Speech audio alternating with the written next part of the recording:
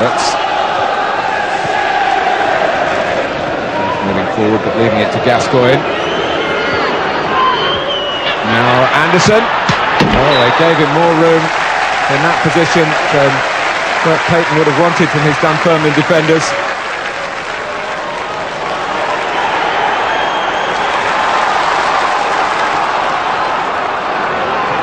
Here's Markman.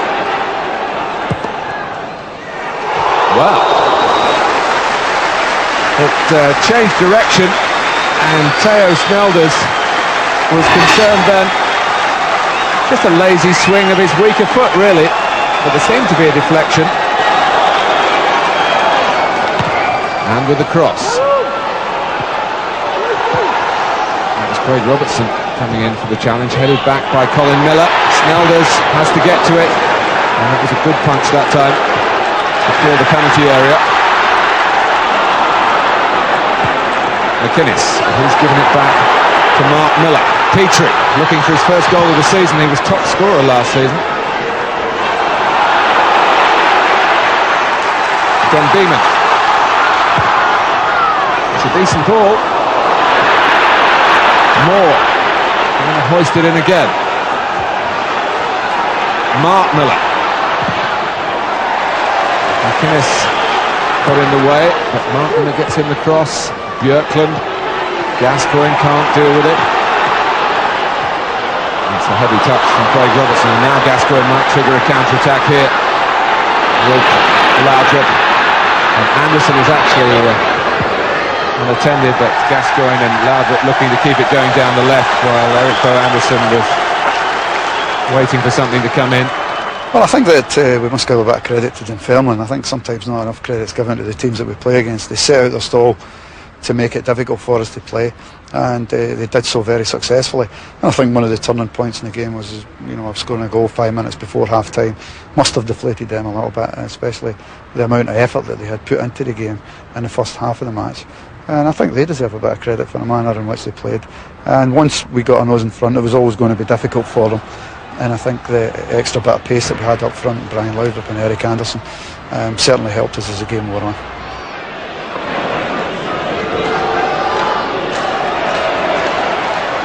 There is a return that reminds us all of his special gifts. It's a lovely ball from Alberts, and Laudrup round the goalkeeper, 1-0 to Rangers. It's a magnificent ball. Alberts has caused problems tonight for Dunfermline at times when he's getting on the ball in those sort of areas, but the vision was fantastic because the pass was delivered at an angle that only he could see, really.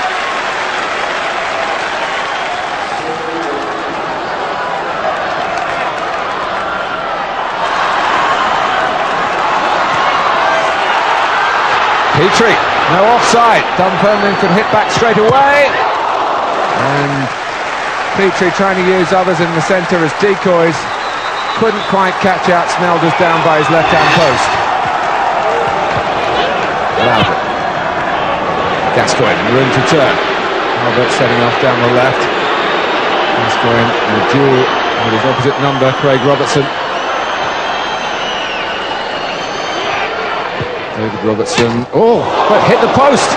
I said before that we're missing him on the left-hand side of the pitch, and it's a good balance, and I'm hoping that for him and for Jordan Alberts to start to link up and play productively down that side of the park. We've been a little bit unbalanced with putting the right footer and Alec Cleland over towards this side, and it's always a little bit awkward asking him to play in the wrong side of the park for him. So pleased to see David back. Den Beeman making a useful run on the outside. Smith can use Den Beeman. Smith. Where he couldn't have got a call from. Anderson. Cleland on the gallop. Now Laudrup. Cleland again. Gascoigne at the far post. It's a lovely knockback. McInnes deflected. 2-0 to Rangers. Made by Gascoigne, and they've really got a firm grip on it now.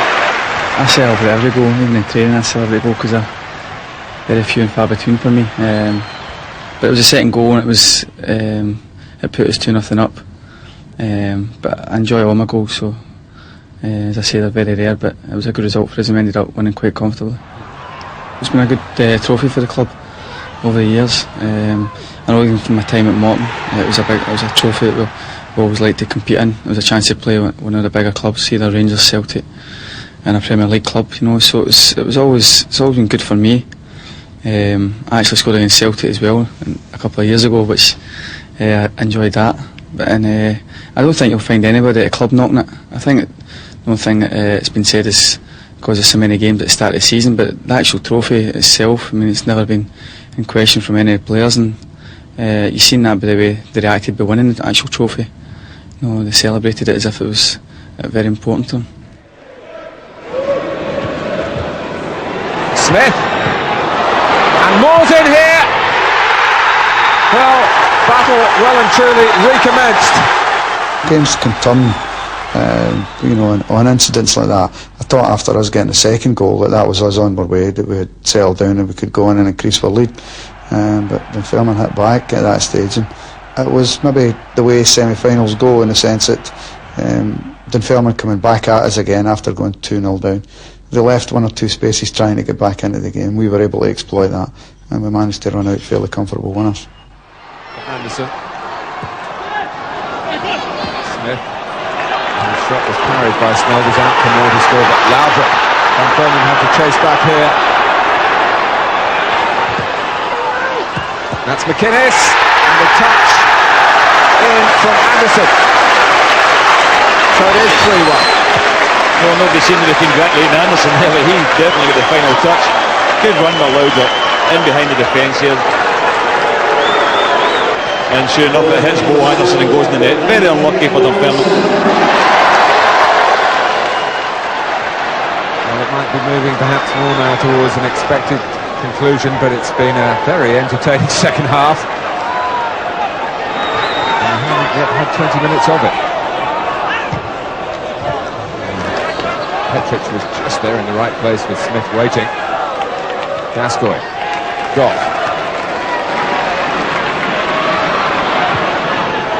And after losing the goal, Rangers very quick to flex their muscles again. Anderson. Oh, that is the authentic article. His second, Rangers fourth, and there's no doubt now who's going into next month's final. Well, that is a superb goal.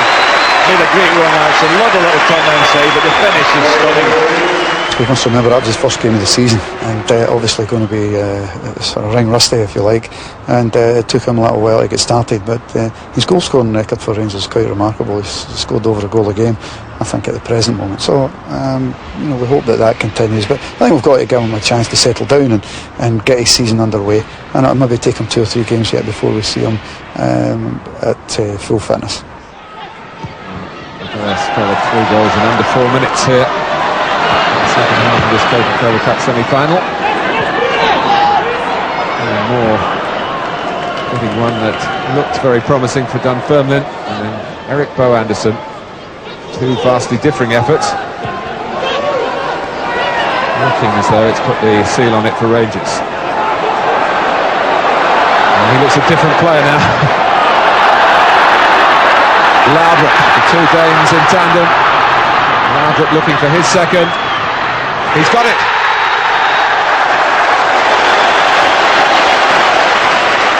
Well, Rangers are trying to conjure up a whole load of different types of goals tonight for you, Martin. I'm not sure exactly how you would describe that one there, but Laudrup is going at the defenders.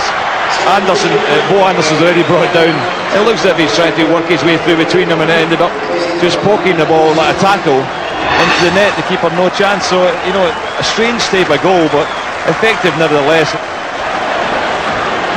Despite the doubters, they did come here feeling that this might be a good time to play Rangers, as there are much aired problems.